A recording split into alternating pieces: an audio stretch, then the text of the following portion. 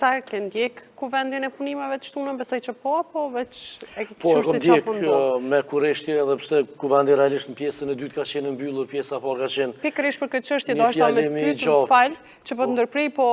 realisht një parti si LDK, nëse na lejohet neve gazetarëve që ta ndjekim vetëm fjalimin e zotit Abdi Gjiku dhe për orë të tëra të jetë i mbyllur, a tregon diçka, po është traditë e LDK-s një gjë e tillë. Realisht nëse shumë në praktikën e LDK-s kuvende tjera edhe në kohën e ish kryetarit Zotrisa Mustafa kanë qenë edhe më të mbyllura se në kohën e Lumirit. Kryetari Lumir Abdi Gjiku realisht në hapjen ndaj medjave ka qenë më i madh në krahasim me ish kryetarët e tjerë. Po si kuvend zgjedhor, unë mendoj që LDK-ja nuk është ka shumëzohet, është ka pjestohet. Dhe kjo është një problem madhor i Lidhjes Demokratike të Kosovës. Pasoja e LDK-s nuk është vetëm Lumirit, edhe pse ai e ka një pjesë të fakturës, ka ndodhur qysh në kohën e zotit Sejdiu, kur e ka pas darje me ish të ndjerin tash në Gjadaci dhe pastaj zotit Isa Mustafa, që kishte me zotin Sejdiu dhe në fund tash Lumiri, i cili si kundërkandidat, edhe që realisht nuk arriti ta plasoj kandidaturën ish kryeministri Abdullah Hoti, i ndonë në dy tabore. Taborja e zotrit Abdullah Hoti, që ka një lidhje më të afërt me ish kryetarin Isa Mustafa, ka të bën pjesë zonja Hikmete Bajrami, Armend Gashi, po pashtu edhe disa anëtarë tjerë të cilët kanë qenë të revoltuar me qasjen e zotit Lumir Abdi Gjiku, i cili nuk ka arrit si kryetar me buat lidhjen e gjeneratës përçuj kushtimisht të vjetër dhe me gjeneratën e re, ekipit ti që ka marrë nga Reinvesti, ku i ka afru tepër shumë, ndërsa kemi një njërim të gjeneratës së vjetër brenda LDK-s, edhe kjo realisht e ka shkaktuar një revolt brenda LDK-s dhe antarësisë LDK-s, e cila e ka godit për herën e tretë realisht me votë dhe lëvizjave të vendosje atë votë është ka e merë prej LDK-s. Lumiri ka rënë në ndesh me një parim shumë themelor, cilin e ka thonë me gojën e vetë, që në rast të rezultateve të dopta unë do të ofroj dorëheqjen, dhe realisht ai ofroi dorëheqjen, po e boni një farë driblimi gjatë kohës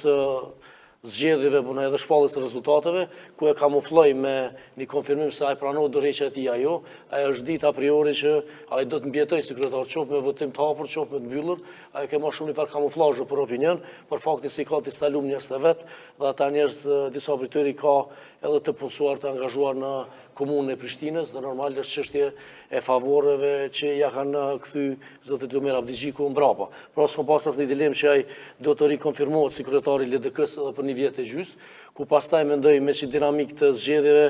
në LDK përsëri do të merr edhe një mandat tjetër, po kjo për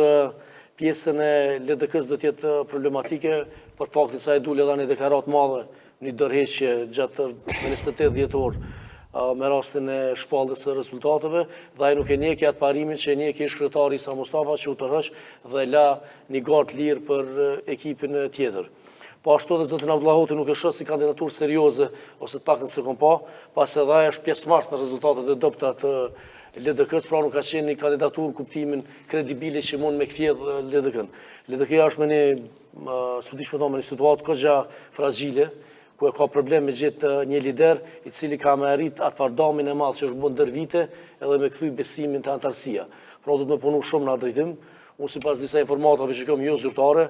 edhe zonja Vjosa Osmani është kontaktu për të kthy nga zyrtarët lartë të LDK-s në si kryetare në parti, po me sa kam informata ajo ka refuzuar se duket të ka një marrëveshje nështje me zotrin Albin Kurtin për të rizgjedhur si presidente e Republikës, pasi konsideroi në vend të Lumirit si kandidate për shtatme kishme qenë Vjosa Osmani, e cila deri dikon kishme kfjell edhe kishme ngrej antarësin, e cila ka rshit në lëvizjen vendosje, po si duket ajo është duke kalkulu pjesën e rizgjedhjes si presidente e Republikës, ndërsa në çfarë farë garniture që e ka LDK-ja, në atë farë me folë drejt, a petë zotri Abdi Gjiku kushtimisht është më i mirë se disa që janë aty, që realisht edhe s'fuguzojnë po rinë si anash.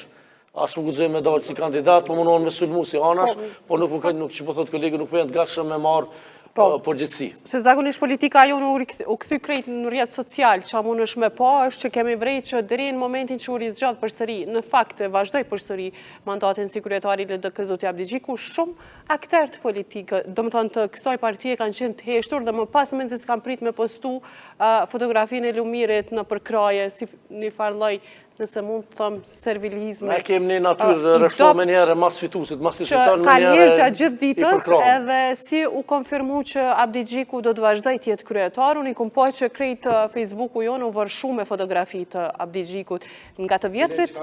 dhe të rritë e LDK-s. Disa të njëjtë që Kam pas dyshim. Kanë qenë skeptik për punën e marrëveshje që Abdi të shkojnë me Gjikut. votim të mbyllur, reagun duke thonë që në LDK po ndrohet kryetari. Po. Dhe të njëjtit i fshin më ndaj postimet E vërtet. gjithë me radhë duke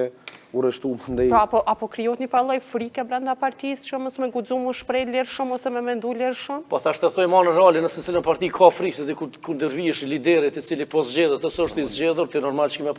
pasoja brenda për faktin se angazhimi në politikë është edhe për mi realizu interesat, për e ma një pozit, edhe lideri avancon ata që e përkrajnë, edhe që të dëgju shumë dajti. Normal ta që i kam shifi këto komentet, uroj mës t'i fshin llogarin këtë për Facebookit, kjo për komente, pja u bëjmë halal.